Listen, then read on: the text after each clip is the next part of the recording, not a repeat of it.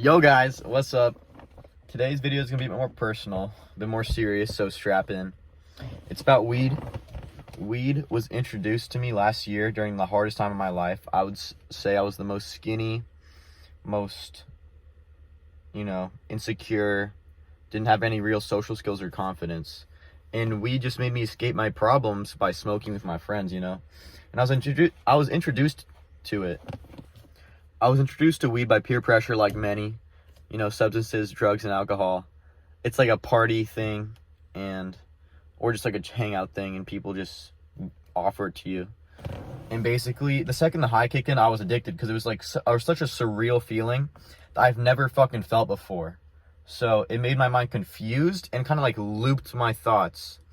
And like whenever I thought about it, my mind would keep looping.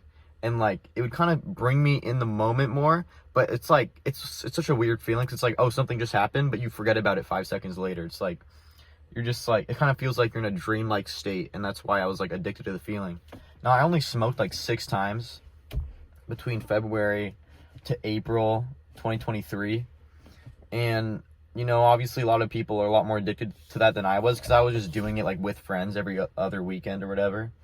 And so I don't have the experience to tell you that I was like a hard addict and had to like fully go cold turkey, and it was that hard. I think one day this last time I did, I just stopped doing it. I stopped, I just asked my friend who offered it to me to kind of like stop doing that.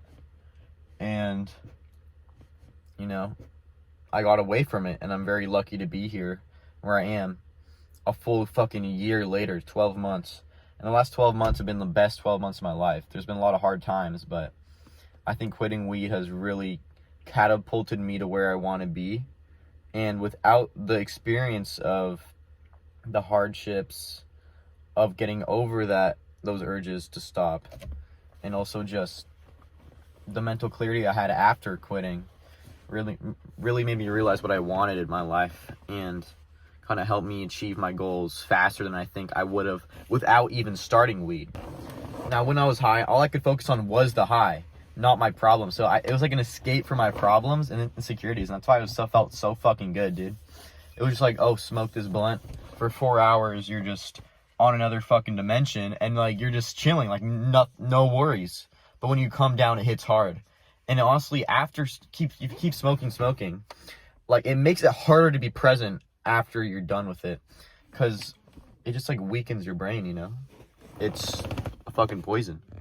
Now, the last time I smoked weed was April 22nd, 2023, so it's been about a year, and I love the times I smoked. That was the thing. It's kind of like porn, where it's like you love the sessions, like you love the act, but then after you feel horrible. It's like it's a vicious cycle. And then like the demon in your head like repeats and tells you to do it again, even though you know the consequences and know that the overall negative, the whole experience, it's overall negative, it's not good for you. Even with that high, that dopamine rush, that little high convinces you that it's something worth doing, when in reality it's just like a fucking killer. Now let's talk about after I stopped. After I stopped, the regrets poured in of me. I wish I never started in the first place, because I realized how much it fucked up my life, and how much my life just felt different afterwards. And all the way up to November last year, honestly, I regretted touching it in the first place. And it was because I think this little thing called like derealization I got for a long time. And I still sometimes see aspects of it in my life today, but honestly, I'm really fucking over it now. But it was a long battle to get out of it. Now, derealization is like the feeling that you're not real. And this plagued my mind, because it was like a mini high that just like filtrated through my life afterwards.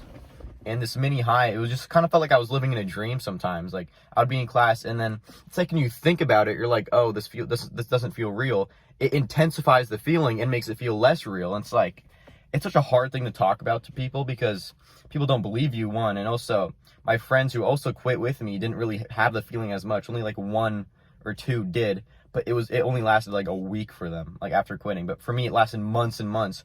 And honestly, I'd say it didn't really go away fully till that November. It took fucking from April to November for me to really fucking fight this off. And even like I felt it parts of this year a little bit, but the biggest way to fight off that derealization feeling is just realizing that, yeah, I think meditation's a big one, just reasserting yourself in the present moment. And also just, it comes with time, because sometimes you really do believe you're not real. Like, you really do believe you're not fucking feeling what you're feeling right now. But then when you realize it's like a mental hurdle you get over, and then eventually you come back to reality, and you're just, you know that your brain's just playing a trick on you, and that's not how weed works. Like, obviously all the weeds left my system. It's been a fucking year. It leaves your system after, well, I think a few weeks, a month. So yeah, maybe the withdrawals, you'll feel some sort of high derealized state after a while. And honestly, the way to get rid of it the fastest is just not focus on it, and just to be like, okay, cool, I'm still gonna live my life the way I've been living it, and I'm still gonna, or maybe I want to change my life. I'm still gonna live my life. I'm not gonna let this feeling hold me back. Now, for me, the hardest part of dealing with derealization is that I would just catch myself zoning the fuck out all the time in conversations with family, in school, like actual important things that I have to be present for. I'd be zoning out, and I couldn't, put my full attention towards my loved ones and, my peers. And that's why it fucking sucked. That's the hardest part for me, because it made me a worse conversationalist than I already was. And I think, obviously, now I'm a lot more comfortable with myself. I can talk to most strangers on the street, just say what's up, without giving a fuck what they think about me. So I've come a long way. But back then it was really hard, because it made me get in my head a lot more. And it was fucking scary, because I didn't know if I was going to be all right. Because this feeling just, it's so hard to explain until you've actually felt it. But it just makes you so, like, robot feeling. Like, you just feel empty inside, and you just, I don't know, you don't feel like yourself, and that's the horrible part of it. But it's a demon I've conquered, and if you're going through something similar to what I'm experiencing, I really hope you get through it too. And I know you'll get through it, because I've seen people online deal with this too, and they've gotten through it through, therapy has helped probably a lot of people, but also just therapy within yourself by, making a new identity and chasing your goals and dreams and aspirations, and just being motivated to wake up every day to chase something, even if you're not feeling real, even if you're not feeling okay, if you're like sad. No one's going to fix your life for you. So there's a lot of work to put in. If you're, you got yourself in the situation. I got myself in that situation. I was the one who smoked that blunt. I was the one who partied those nights. And now I'm here, a year later, a way better person, way more secure person with myself, and a happier person.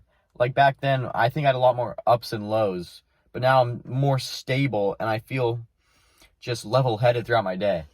And, I can still enjoy the fun times where I might fuck around, but I don't have to have weed or drugs to be involved to have fun.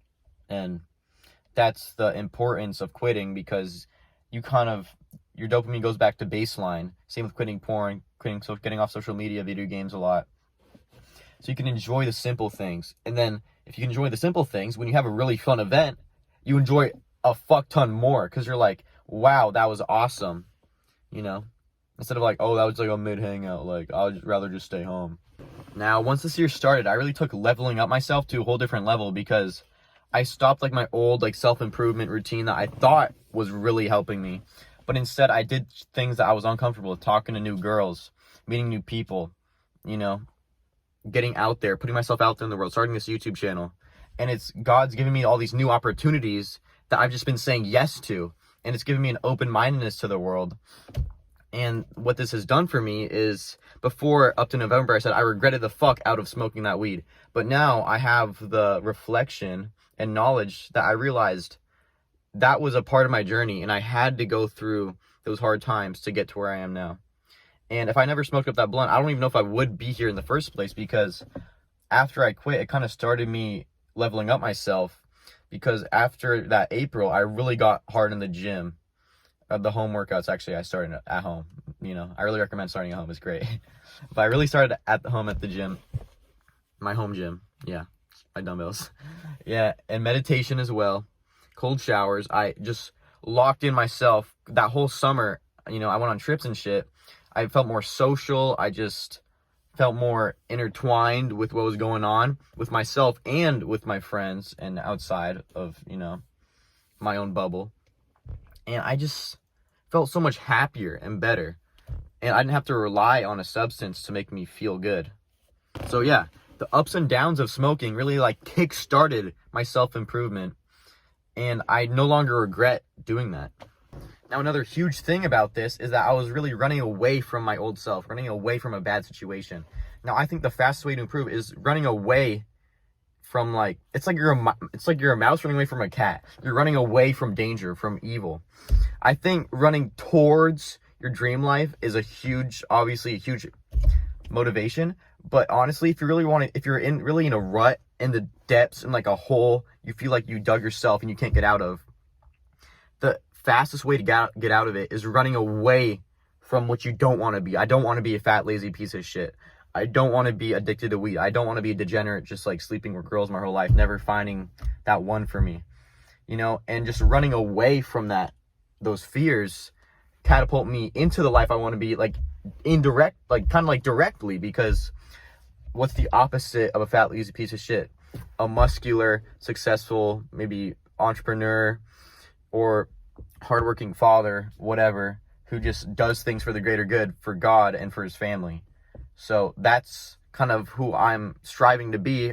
Obviously, I'm nowhere near there yet, but I think give it a decade, give it 5-10 years, however long it takes, I'll only get to my dream life, because I was at the lowest of the low. Even the year before that, I started smoking weed. I already had a lot of mental problems. I already used things to cope with my anxieties and insecurities. So, you know, now it's like, I'm so happy I grinded and put that work in to get here. And it was hard, but honestly, that work was easier than fucking living the same comfortable life I was living. And it was like uncomfortably comfortable, because nothing was exciting. I was living a boring life. Nothing was exciting for me to do. When I woke up, I wasn't excited to be there. But, you know, when the opportunity presented itself and it was like, oh yeah, do you want to go smoke in the woods? Yeah, fuck yeah.